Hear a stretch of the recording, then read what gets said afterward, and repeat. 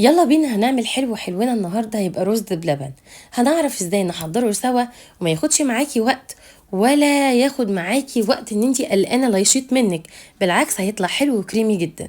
اول حاجه انا جبت 2 كيلو من اللبن اللي هو كامل الدسم، ويا سلام بقى لو الفلاحي بتاعنا، وغليته كويس. بعدين نزلت فيه بكوبايه كبيره من الرز المصري اللي مغسول ومتصفي كويس.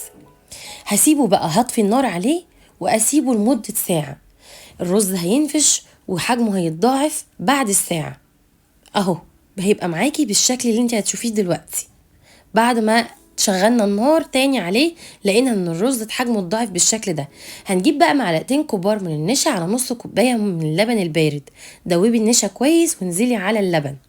وهنجيب معلقتين كبار من الكريم شانتيه، انا جبته محلى عادي، على نص كوبايه من اللبن البارد ودوبتهم كويس ونزلت برضو على اللبن. وحطيت نص كوبايه من السكر، زي ما انت عايزه ممكن تزودي السكر عادي، ليكي حريه الاختيار. تقليب مستمر كده، واخر حاجه لحد ما القوام يتقل معاكي حطي بقى الرشه من الفانيلا.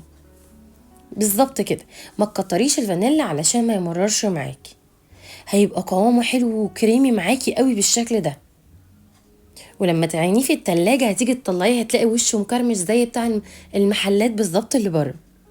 زي انتوا بتزييننا العادي اللي هو مكسرات اللي هي فول سوداني وزبيب. وبالهنا والشفا مقدمه.